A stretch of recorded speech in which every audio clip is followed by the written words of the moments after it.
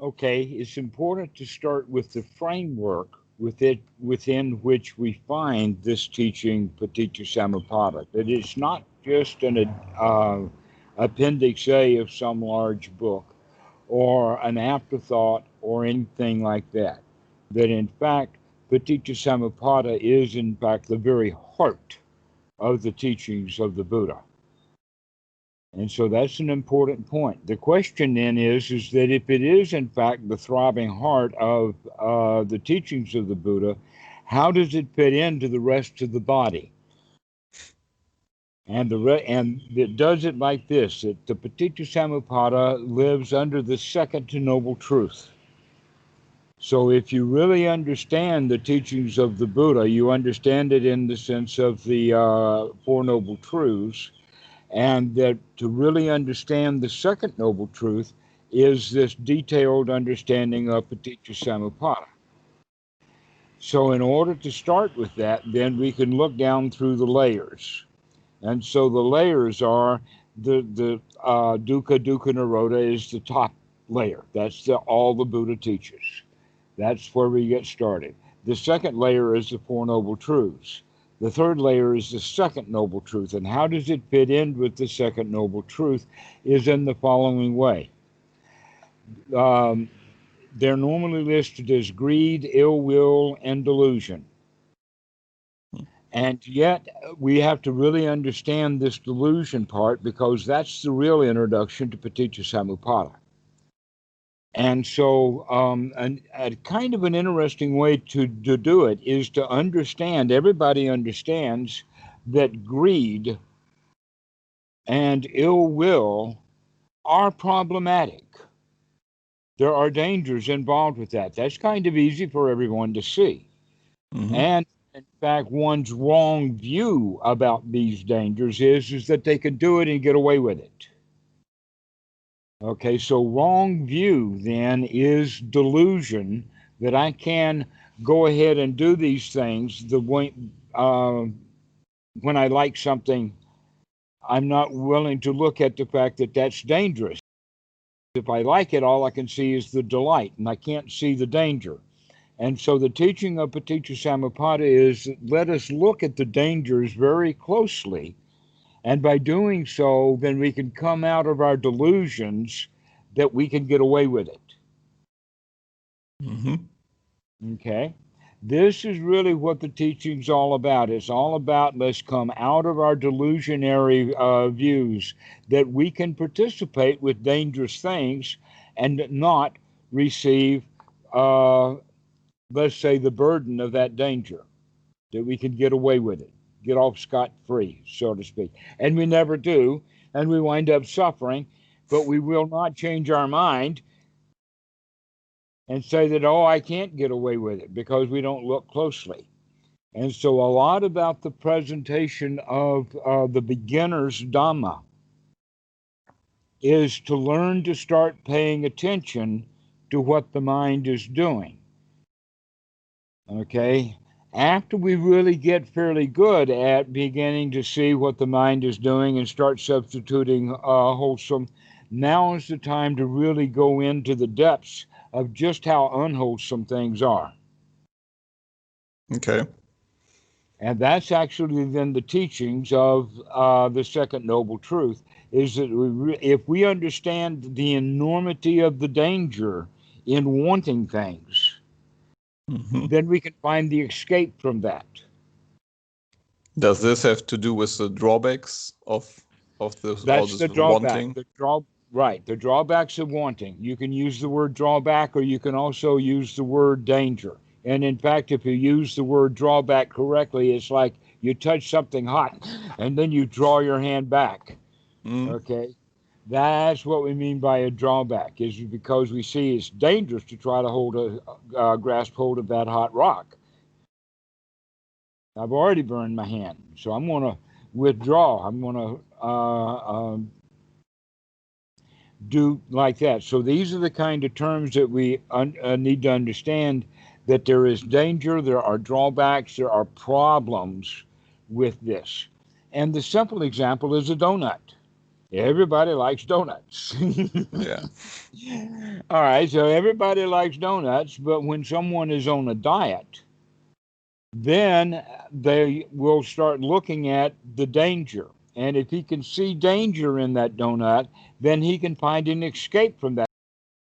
But if he does not see the danger in that donut, then the donut will own him, Yeah. and he thinks he's eating it, where in fact it's eating him, and it's lodging right in there and gaining place.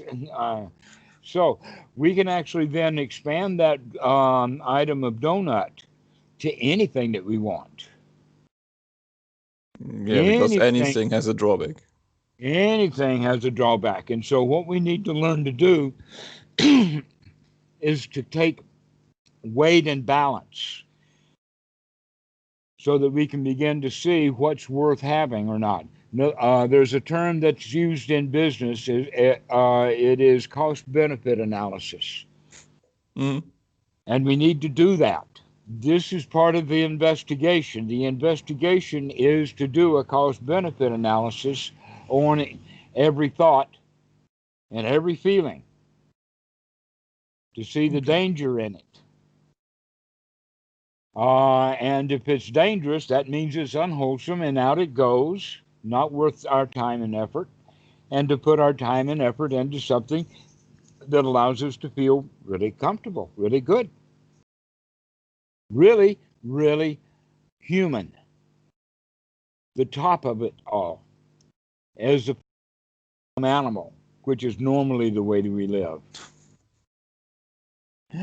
So, this is the root of it.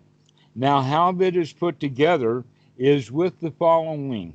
In order to practice the Eightfold Noble Path, we take on the practice of anapanasati. And Mm-hmm. anapanasati is done for the fulfillment of the four foundations of mindfulness, the satipatthana. The satipatthana is, in fact, the way that we're looking at it from the perspective of anapanasati is the body, the feeling, the mind, and the mind's objects. Mm-hmm. So this is the satipatthana, but that satipatthana can be rearranged. Okay? So as we're making a rearrangement, we're arranging it in now into the five aggregates. The four foundations of mindfulness in one way of looking at it is nothing but the five aggregates in another way of looking at it. Instead of the mind and the mind's objects, we can say the consciousness and perception and the memory system is what gives rise to mind's objects. Mm-hmm. Okay, and that mind's object then can be called a salayatana. What's that? Salayatana means an internal representation of external sense input. An idea is another Okay, word. so when I see something and I put it together, like there It, was this it, example, I see a horse and I just see hair and brown and I make a horse out of it. and you make a horse out of it, precisely. Okay. That's the outcome, is a horse, with a complete mental image of horse, or maybe dozens of horses. Spotted horses and long-tailed horses and horses that have great big heavy feet and horses that are really big and Yeah, and horses the look smell and small freedom and at all the that's smell, attached to. right? And if you don't watch where you're going, he'll run you under a tree, knock you off. Been there, done that too. But that was when I was 6 years old, so that was something new anyway, someone different. Never mind about horses. The fact is that the horse is a mental construction, not the animal itself. Mm-hmm. That in fact there is, I was just pointing out, a wide variety of those kinds of animals, and that we put one label, horse, Okay. onto them. And so actually the concept of horse itself misses all so much because there's such as trying to encompass a great deal of variety. This is what we mean by a generalization. And that's how we think. We think in generalities. Mm-hmm. Okay. In other words, if I see one African that does one wrong thing, then all Africans are always doing wrong things. Yeah. This, this is the way that the mind works. Sorry about that. But that's the much more primitive part of the mind. So, getting back to that constructed image is actually based upon the sophistication of our memory system, which is called the Sankara in the Okay. Pali. All the things that we've gathered together and constructed, and we do that with language, we do that with body skills, and we mostly do it with feeling. Mm-hmm. We feel the way that we remember feeling.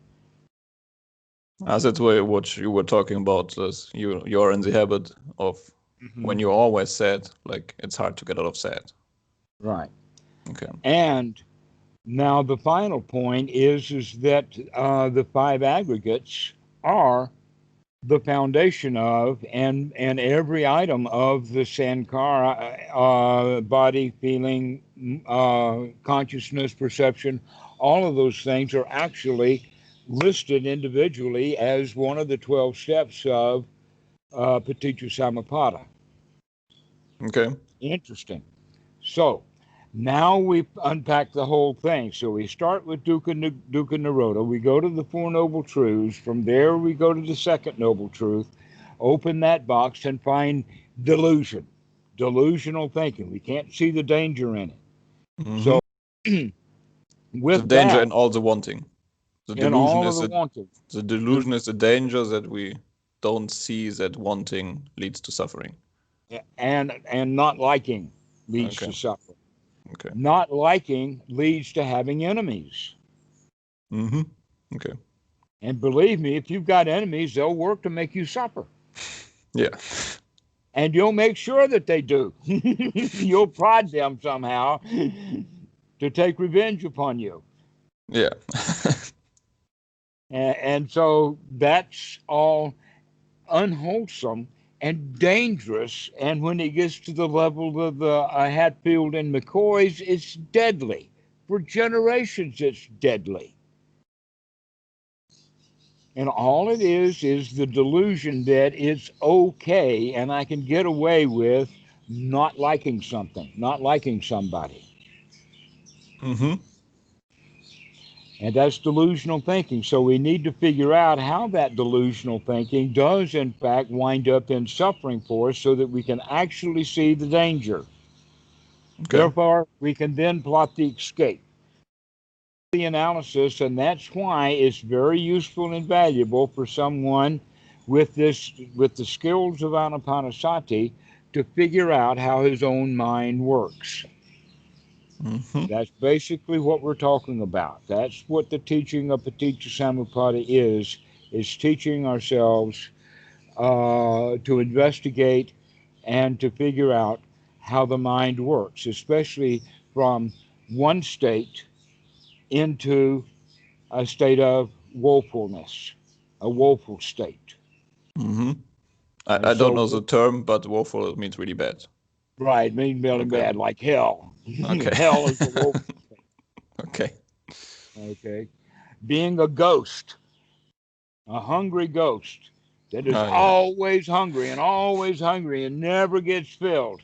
That's a woeful state. Mm-hmm. Okay. We'll talk about the woeful states later.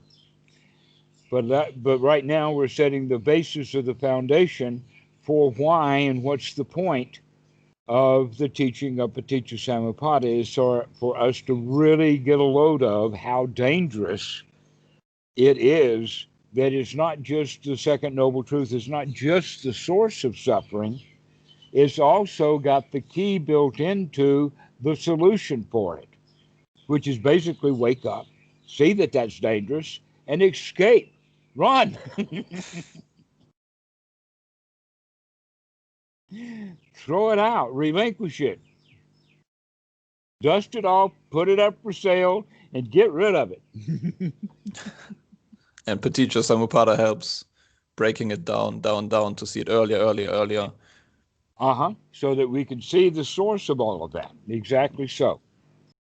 And so Now we can see that sequence of dukkha nirodha, dukkha nirodha, down to the Four Noble Truths to the second one, and from the second one we go into delusion, which brings us to the practice of anapanasati, the four foundations of mindfulness that could break out into the five aggregates, which are part of Paticca Samuppada.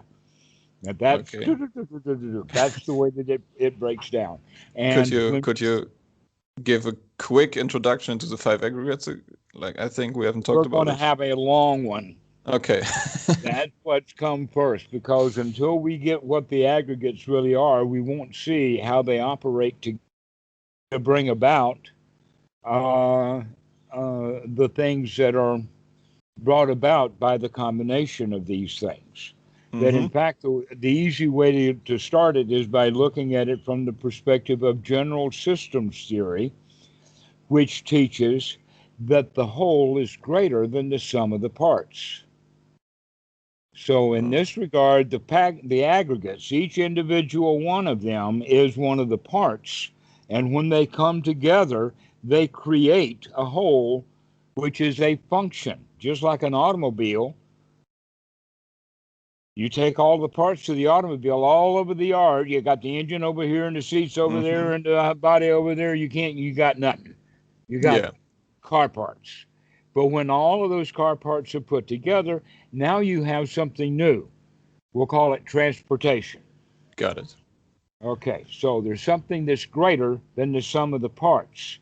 And the five aggregates of a human being, the whole sum total of those is a human being. Mm-hmm. Dot, dot, dot. Warts and all. Okay. All right, now what I mean by the warts is that's the danger part. Mm-hmm. That we could put the five aggregates together, and the human being wakes up and says, "Whoopee! I'm free. I'm life. Let me go investigate and have fun." Well, in fact, we're talking about childhood now, aren't we? Yeah. Yeah. Uh-huh. And then the rules come in, and all of that is added to in the Sankara. And so we built up a set of rules, a way of doing things, attachment to rules, and we do that to get along. It's very instinctual. It's out of the herding instinct or the nesting instinct that we got to go along to get along. Mm-hmm. And because of that, we build up all of these rules, and that's also part of the Sankara. It's part of our collective groupings of things that we picked up over life. And we use that then when we identify and recognize, when we see it, we recognize that that's a horse Okay. because we've got all of the tools necessary now. This might be a variety of a horse that we don't recognize, but because we've got horseness with all of the aspects of horse kind of built in with all the examples you've seen over your life, you can recognize this too as a horse. Mm-hmm. Is this Sankara this context stuff? Because I think I read about the mind illuminated. If you see a snake in Thailand, will think, "Oh shit, a snake." But if you see one in Germany, you won't think snake. You will just think, "Okay, it's just a string of." You know that the context is required to build ideas. Yes, and in fact, it's different even in Thailand. When some Thais see that snake, they say, dinner. And other people will say, snake, dangerous. Yeah, because they have All right. different memories and different stuff built up in their past. Exactly so. Now, just like that snake, some people see it as dangerous, other people see it as delicious. Who's most likely going to actually get bit by that snake? The one who's scared. No, No? no. Why? Ah, no, no, Well, obviously the one who wants to eat it. He's the one right, who's the scared one will who's run going to away. mess with Yeah, the yeah, snake. yeah, sure. Exactly. Yeah. Yeah, it was more in the fear part and that animals can smell fear, but that's bullshit. Well, it's not necessarily bullshit, but and it may be, in fact, be true. Running away from the snake is dangerous. The right thing to do is just to stop and stand. Okay. Yeah, but obviously the That one who wants to you're eat it and mess with it, yeah. right. The one who wants to eat it, he's going to go mess with that snake, and he may get a surprise if he's not very careful. So Yeah. that's the whole point. Then is that's delusion, seeing the delight in the snake without seeing the danger. Okay. And we do that with everything in our life, especially things that have to do with the world, the things that we have to do with business, buying products, materialism. We have to do that with magic and religion. We have to do that with the interactions with the people at large in the sense of government and politics.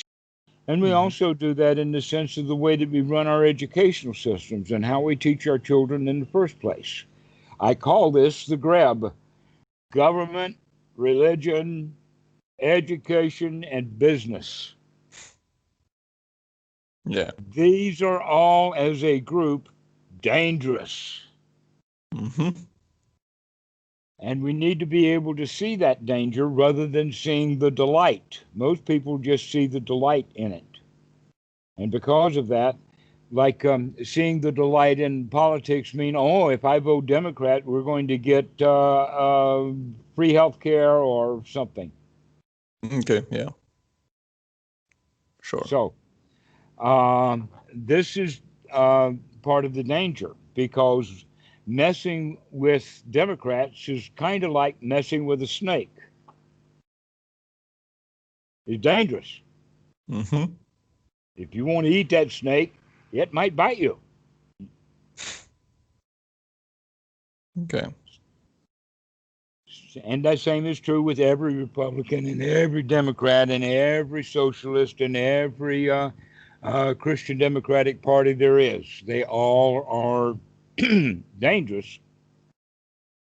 And expecting the government to do something for you is dangerous thinking. Expecting your university degree to do something for you is dangerous. Okay, So because we like with the education, it's because you like is it because you attach to to a system with that?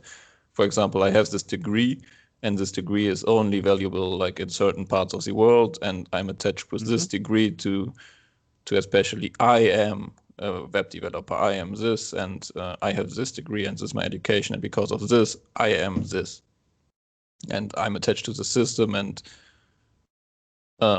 is it because of that dangerous? That's the danger in it. Okay. And that kind of danger is all over the place. But yes, so a particular degree will pigeonhole someone into a particular profession. Yes. And it also will many times pigeonhole someone into a particular job. Sure. And so this is the danger of it, that people do not get the freedom from the degree that they thought that they would. That in fact it's dangerous. It's a burden in and of itself and on its own. Not only that, but in some places it may have been very expensive, and now you're going to be paying for that degree that is not giving you the joy and the freedom of life that you thought you was going to have with that degree. Okay, so that's the example with education. Business, that's the biggie. They'll sell you anything and they'll tell you anything to get you to buy it. Yeah, that's the easy one to see. Yeah. Buy this new car and you'll be happy. And yeah, but do this and do that. Yeah, yeah. Right. Exactly. They're called, some cars are called check magnets. Yeah. Okay, so this is the whole idea about materialism. Now, when we begin to understand that all the teachings of the Buddha is about teachings to see the dangers as they really are, let's start looking at the things that I do in my mind that are dangerous. Because I look at how much I picked up from the outside world. We've just been talking about what's out there in the world and how that we pick that up. But the real danger is that we spin that stuff around in the mind. Okay, so we begin first off to look at the five aggregates in one particular context. And that context is that there is no self in any of these five aggregates. If there is a self, it is the sum total results of the congruency of these five aggregates coming together to form a human being. If Okay, any of so these five aggregates are broken apart, you don't have a fully functioning human being anymore, and there is no container for self. The self is contained in that which is the greater part that is larger than the sum of each individual parts. But actually, the body itself, there is no self there. And we okay. can go really, really deep into the biochemistry to find out that first off, with the body, we do it along with physics.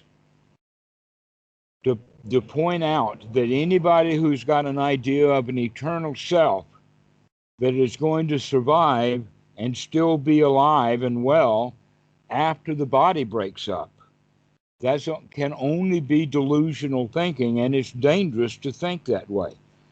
But in reality, the body itself breaks up, and there is nothing in the body that remains anything about you. That if the worms eat Ah, you okay. and eat the DNA, that DNA, your DNA, becomes worm DNA. And when the worms die, it becomes bacteria DNA or tree DNA or whatever. Ah, You okay. see. So if you take out the consciousness out of the body, you just have a body. That, yeah. Right. Okay. And so, in that regard, the consciousness is dependent upon these other things. And so, your consciousness, in and of itself, is not a self. It's not you. Now, the consciousness is actually what Hindu teaches, and Christianity also has picked up on that when I die, who is me is some ghostly kind of figure in a nebulous world that's not quite really physical. And there's been arguments in Christianity back and forth over what about the resurrection of the body and the restoration of the body, Okay. because everybody actually cannot trust consciousness all by itself. They want the body too. Mm-hmm. But in the old Hinduism, it was the understanding that it was the consciousness that ran from life to life, experiencing the results of good and bad actions from the past. Okay. It was consciousness. And the Buddha was very, very firm with the guy who brought that up, told him that he didn't have even a sliver of wisdom, and then starts talking about that consciousness itself is dependently arising. That you've got to actually have an eye, a physical, real eye. In other words, so to have a photograph, you've got to have a camera, period. Yeah. Okay. Yeah. And okay. I think I get it. You get it. That body, you don't have consciousness. You've got to have an eye, but Because also I the need eye. input. And the end, but the eye is not just a functioning as a device or just a piece of meat there that requires a body, but got a function, and that function is sight. Mm-hmm. And so when the eye sees an object, there is sight.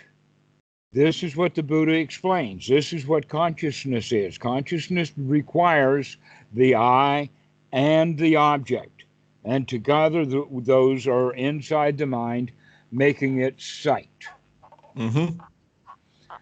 But that's not the deeper kind of consciousness. That's just the beginning kind. We'll talk about the deeper kind as a manufactured quality of the mind a little bit later. Right now, we're talking about bare bones instinct, sight itself.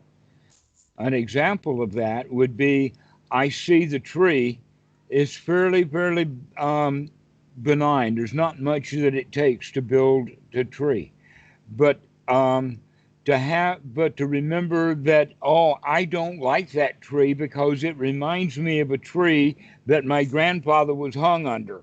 Okay. Mm-hmm. Now that all of that show that's coming up is not is part also of the perception, but it's got my sankara added to it. Yeah, makes Not sense. just a basic sankara of tree, but it's got the basic sankara of that tree, plus my story about trees or my story about that tree, etc. So it's my story that is added to it. Mm-hmm. That story that's added comes out of sankara, it comes out of the past. So we bring this old story up and put it on the now tree, and that's what we perceive, or that's the internal representation. That internal representation is called Salayatana. Now, what the Buddha was actually pointing out from the very beginning is that it's ignorance that brings upon this sankara. In other words, when we were born as little kids, we start learning as little kids, but we learn ignorantly. We make a lot of mistakes. We make a lot of assumptions. Kids Mm-hmm. make up stuff. Mm-hmm. Sure. And if they're allowed to believe it, they'll take it to church. Okay, and that's how Sankara builds. They make up stuff, like they They make up stuff and they they'll explain the world to themselves and just take it as given, and then apply this framework that they learned, and just as life and goes we, on, the framework expands. exactly, and we all do that. Yeah. Okay. But just like that body, and physically, without one molecule in that body being a cell, and by the way, generally molecules, other than things like biomolecules like DNA. DNA is complicated enough, but it's also very delicate. We're talking about something that's so strong that it'll survive death, and yet sophisticated enough that it can determine which person is which. Mm-hmm. Like Nagasaki, and you have 100,000 people die. Woof. What are you going to do with all of those souls if you can't tell them apart? They're all dead all at the same time. Right? Mm-hmm. Well, logic would say, yes, they're dead, period. Yeah. But magical thinking is, oh, they're not dead yet. The body is dead, but there's a soul or a spirit or whatever, and that spirit will go on. Well, what is it that's going on? Has to be complicated enough to carry some of its past with it, at least as a database uh, access key. Yeah. Okay. Okay. But there is no such molecule like that. So whatever that is reborn, whatever a soul there can be, that cannot be literally in the body. Okay. Cannot be the body. And one of the things that's very interesting as far as this goes with the body, the feelings, the mind, and the mind's objects is that the body is the most stable. In other words, your Mm-hmm. feelings come up and down a lot. Yeah. The states of mind you're in come up and down a lot, but the one that's the most common is the one of the thoughts that just up and down and up and down and up and down and up and down and up and down, okay? And we are not any of those things. Even the most stable of all is the body. But Yeah. still, it's subject to a lot of change. You're not the same body that you had when you were 6 years old, Obviously. or, or even when you were 16. Yeah. That in fact, they've come to understand that every cell in the body dies within about 7 years. Every cell. But further than that, down at the nuclear level, even if a cell will last 7 years, many of the molecules that are in that cell will still go in and out. For instance, waters will come in, but it's not going to be the same molecule of water that goes out. Okay. That molecule may stay there for a little while, and then out it goes, and another one comes in. But it's not just the water; it's everything. Okay. So. Everything goes in and out. Everything's a flow, and the human body is constantly in motion, constantly in flux, constantly taking in food, making nourishment. The blood is going around and is being cleaned in and out, and it's got air coming in and out. And I mean, what an activity thing this is. Even when we're in a bed asleep, we think that nothing's happening, and oh no, inside the body is just tons of things going on. Mm-hmm. Even kidneys are doing kidney stuff, speaking the kidney language. So in that way, we understand that the body is the most stable, and yet it's constantly in motion. Mm-hmm. Everything else is also very fluid, and there's nothing stable anywhere. Okay. There is no object or anything that we can cling to as a me. Everything is in and out. The thoughts change. You don't have the same thoughts you did when you were 15, and yet somehow or another you still say, yeah, but it was me when I was 15. Guess what? That was a thought then and is still a thought now, and you are not the thought that you were then. When you said me at the age of 15, that's not saying the same thing as me now. Mm-hmm. Yeah. Everything is changing. Even the Yeah. thoughts of who am I are changing. And when we wake up to that, then we can recognize and start looking at the flow, that things are always flowing. There's always a stream of stuff happening. Nothing is staying still. Mm-hmm. And that at best, we're just in a giant cauldron of bubbling soup called life. And there is no self anywhere. There is no, let us say, bone in the stew.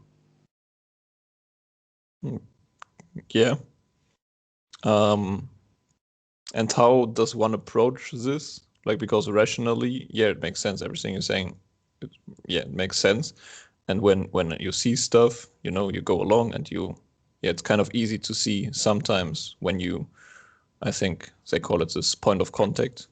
And if you have this wisdom at the point of contact and you see it, like it's sometimes easy to see, yeah, that's just Sankara.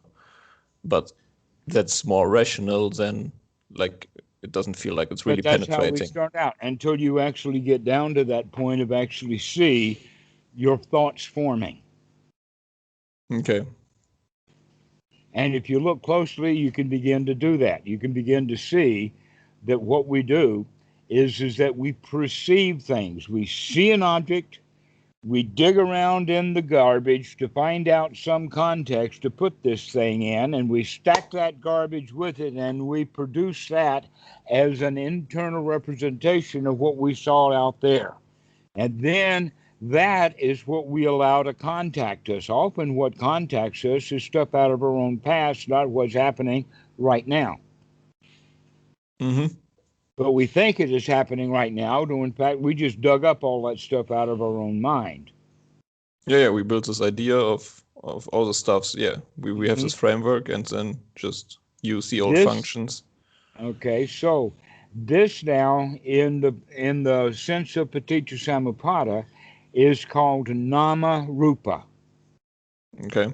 Nama Rupa means we take the Rupa, the reality, the real deal, and we create something of our own about it. We name it. We give it a structure. We call it a tree. Mm-hmm.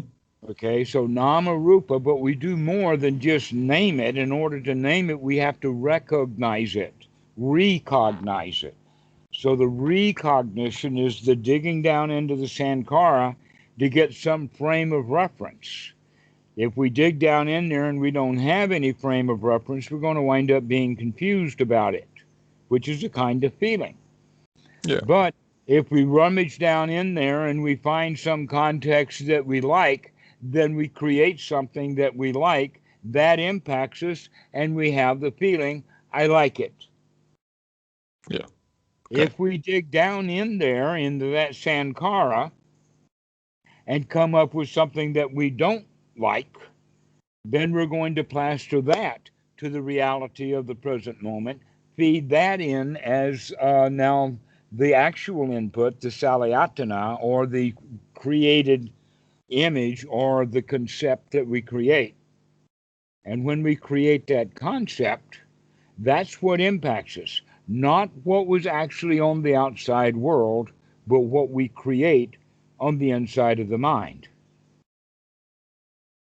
And Okay, so you're that's saying, what impacts us. okay, so you're saying without all the Sankara and all this building up and digging around, nothing would impact us. Like if I see, That's right.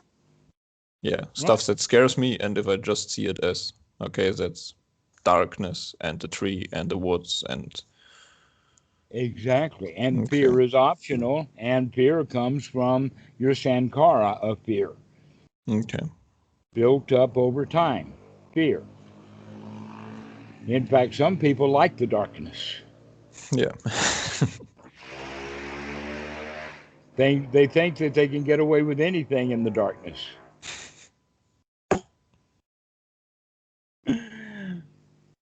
So, this is the way that we get started with Paticca Samuppada, is by understanding the 5 aggregates is not self. Okay. Your memories that happened to you were nothing but images that came in, and you took that in and put that in, but there's no self in there.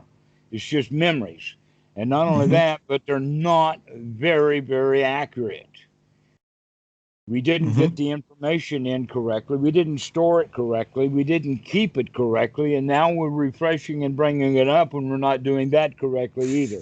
Humans are not very good at constructing reality. That's why it's taken us so many thousands of years to build a civilization, and look what we've got. We're not very good at it, I'll tell you. So, this all constructed reality that we construct, we don't understand that we're making that up. We confuse our constructed reality with the actual reality. And the example would be that right here around me, there's no danger. I'm completely safe. And yet the feeling of fear can come with a thought. Oh, I've got to write that email. Oh, if I don't stop that from happening, I won't get my inheritance, and all of that kind of stuff, you know? So it's all that fear then comes up in the mind, but the reality is I'm safe. Yeah. Yeah. Yeah. So this is what Paticca Samuppada is just teaching us less more in reality and less out of our constructed past, because it influences every idea that we have. An example of that would be that you could get an email from an unknown source. They write you an email and they've got a subject to talk about, and they address you and they do the business. But if that exact same email with the exact same contents comes to you from someone that you know, then more than likely you're going to flavor that incoming email with things that you know about the person who wrote it. Yeah.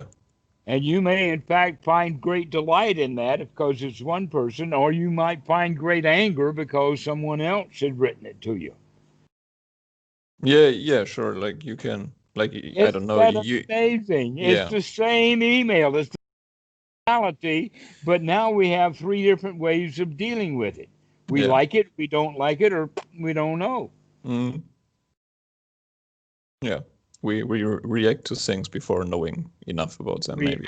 And we react to things based upon what we perceive is going to be. That perceiving or that perception is the Namarupa.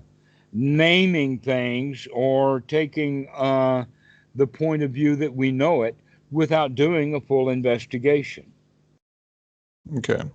So we need to do investigations right here in the here now and investigate everything that we're doing with what we see, hear, feel, touch, taste, and take in from the outside world, and put it through a filter. Is this wholesome or not? And what am I doing with it? Am I creating something out of my past, or am I allowing what is happening right now to be here right now? Dogs are like that, as an example, that you can whip a dog and punish a dog, and he'll snuck off for about 5 or 10 minutes. And then he'll be bounding back, and I'm all joyful, and I'm glad to see you, and everything like that. And I've forgotten all about the fact that you just beat the tar out of me 10 minutes ago. Yeah. But you're not going to do that as a human. If somebody beats the tar out of you, you're not going to come bouncing back with great joy ever again. Sure. Yeah.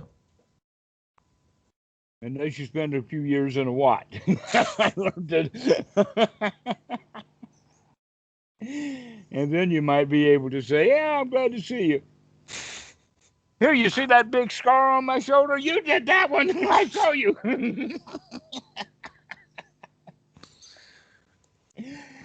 So this is how we do things. We carry around a past that hurts the present moment. This is how the mind works. And so this is why we mean about perception and consciousness and sankhara, which are part of the five aggregates, along with the body and the feelings. The body is in combination with that, give rise to feelings. And what do we feel is not what we saw. What we feel is what we think we saw, based upon our own understanding of what we're looking at, which has perhaps old feelings mixed into it. And so you can see this stuff as kind of a giant circle. Yeah. And so where the sankhara feeds the present moment, which then causes trouble, which gets stored in our sankhara, which then brings up the next moment. And this cycle that we're in, we kind of perceive as this is who I am, this is me. And it's nothing but a sequence of events that happens over and over and over again, a thought form. This is me, this is mine. Yeah, and that's why. Okay. But the self itself does not really exist. That self does not exist in actual consciousness. It doesn't really exist in our method of perceiving things. In other words, the way that the actual mind works is the job of perception. Think about perception as something like a hotel clerk standing at the counter, behind the counter, and the guests come in. And when the guests come in, they tell him what, or maybe he recognizes them and says, okay.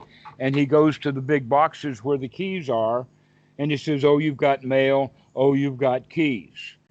Mm-hmm. But if he misunderstands who it is, or if someone comes in with a particular remember of a feeling, he may not want to give them their key, or he may give them the wrong key. Mm-hmm. Okay, so we can think of our perception as like that clerk at a hotel, subject to making mistakes, and you can think of the sankhara as that big group of boxes behind him where the keys are stored. Okay. And that one of those keys may be in the wrong box. Key A may be in box B, and key B is in box A, and so you give him the wrong key. You know Mr. A, and so you give Mr. A's key out of box A, and it's not. It's Mr. B's key. Okay. Right? This is how Sankhara screwed up. Because it's not trustworthy. Because we are not good at it. Okay. It's not trustworthy. We have to investigate. Okay. That's what this is all about, is to investigate to make sure. So now that we've come up with this much of it, we have actually come to about the halfway point. Okay. And that halfway point is that once we construct something internally within our mind, that is what contacts us. The Pali word is pasa. Okay? So far within this context of the five aggregates and Paticca Samuppada, we can say that Sankara is the base of all of this, but that Sankara was constructed upon a foundation of ignorance, childhood ignorance, and continuing ignorance, continuing delusions. Okay, so all of our memory systems are subject to rot and decay because those keys were placed in that box wrongly, ignorantly. So the Pali word then is ajiva, not knowing, is ignorance. And then sankara is the second one. And then the third one is consciousness, which is sanya, sorry. And then the next one is namarupa, also sanya, which is the construction of it, followed by our internal representation, the salayatana. This gives rise to step 6 of Paticca Samuppada, contact. And that contact has a force behind it. It is not a nudge, it's a shove. Okay, so the contact is when the car is built and... Right. Okay. That's a good point. Right, exactly. What is contact? Is when you turn that key and that motor roars to life. Okay. Okay, that's the contact. And they use that word in the old aircraft piston engines when they had to be hand cranked. And so they would get everything ready, and he would prime the gas thing and all of that. And then someone would yell contact, and that's when the guy would throw the thing down. But at that same time, the guy in the cockpit, the pilot, turned the ignition on. Mm-hmm. Because if you turn the ignition on at the wrong time, in those days, you could blow the engine up instead of start it up. So that point of contact is when that engine comes roaring to life. When that hand crank is done. That's the force of it, okay, to get things started. And what is the roaring to life of the engine is nothing but our feelings. Okay, so the feelings would come next after contact. The feelings come next, which is Vedana. Now, one of the things that one student has pointed out that in his Indian language, the word Vedana has a negative connotation. Okay.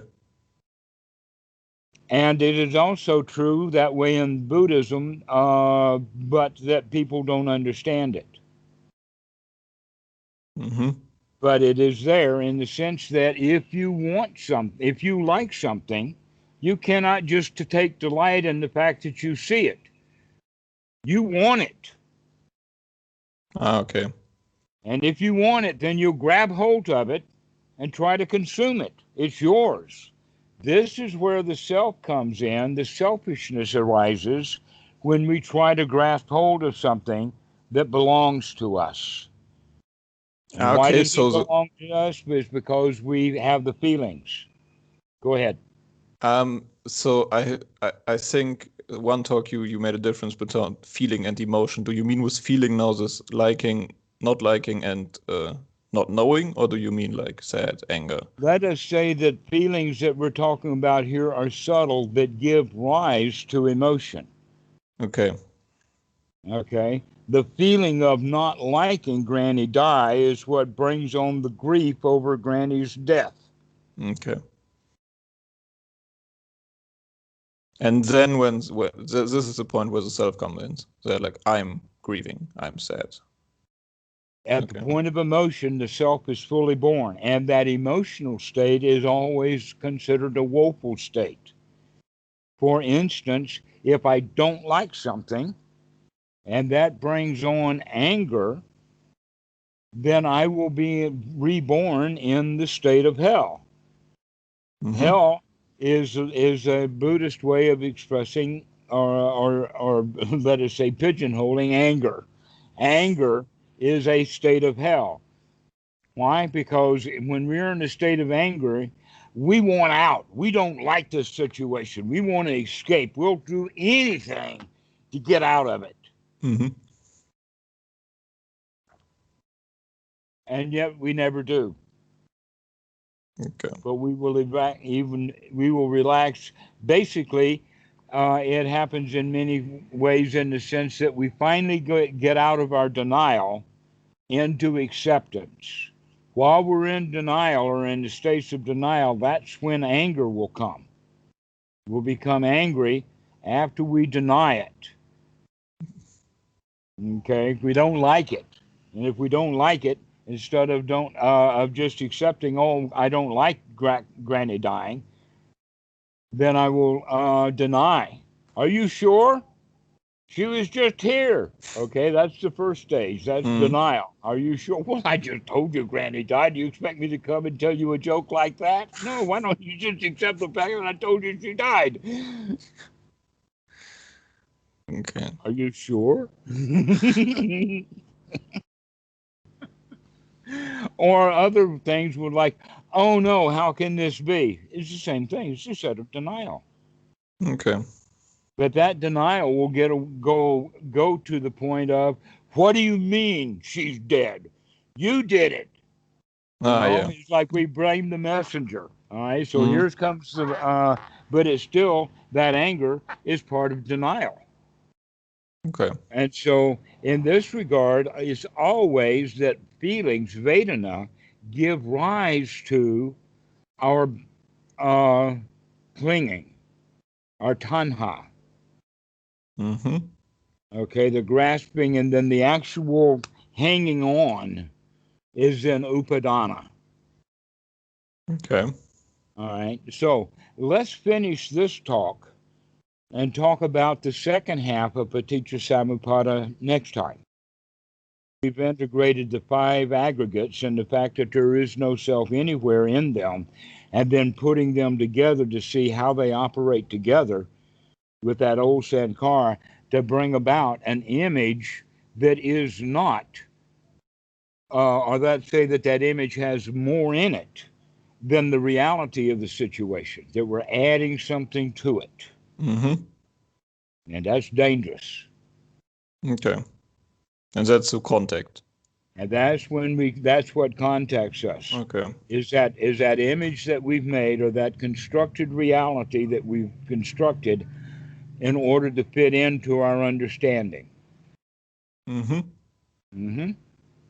Okay, so when one would see before this contact gets created, when one would see, like, let's go back to the woods. Let's say I'd go into the woods at night and I would see, okay, this is darkness, this is this, and before I get this contact, then there wouldn't be the sense of self.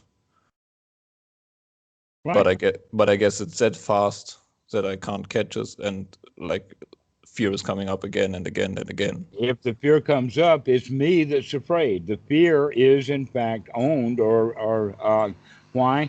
Because the fear means I am in danger. Yeah. The self-preservation instinct has been kicked into gear because of the mentally constructed image that being at night in the woods is dangerous. Okay, guess what? The Buddha lived year after year after year, night after night, year after year in the woods. He died at the ripe old age of 80. Yeah.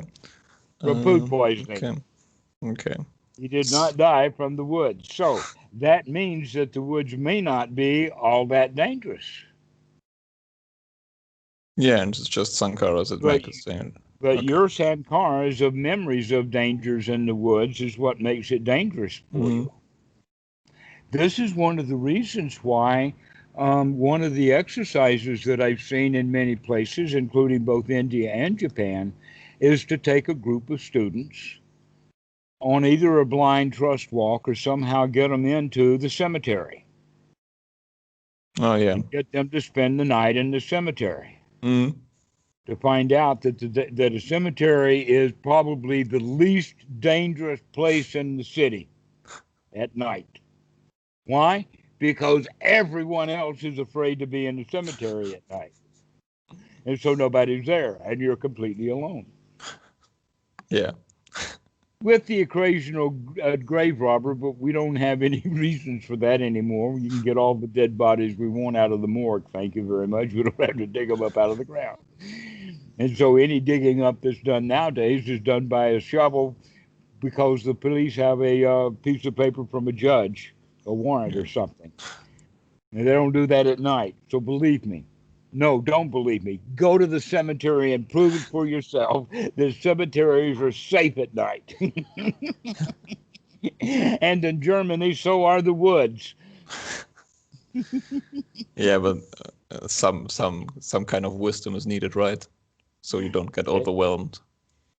Well, you have to know and be here now. Yeah. You have to see. You have to recognize that whatever that was that freaked me out just now is not real. It was my own freak out. Yeah. My own fears. And that's like the basic practice, I guess, right? Like go through every day and see every contact and check out, like, what was it? How did it become Buddha, from seeing this to feeling this? There is actually a sutta where the Buddha talks about the deal with fear. There's actually two things. One is to be around dead bodies. Go to the morgue. Go to an autopsy. Go to what they call the charnel ground. Yeah, watch one on YouTube. Exactly. And the other one is to go spend time in haunted places. Okay. That's what the Buddha did. Yeah. Maybe not now.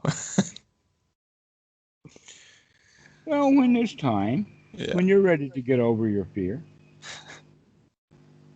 So let's call this finished now. Yeah. And next time you call, we'll deal with Paticca Samuppada in its later forms.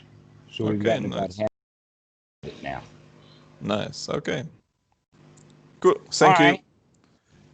Bye. Bye-bye. See you later. Yeah.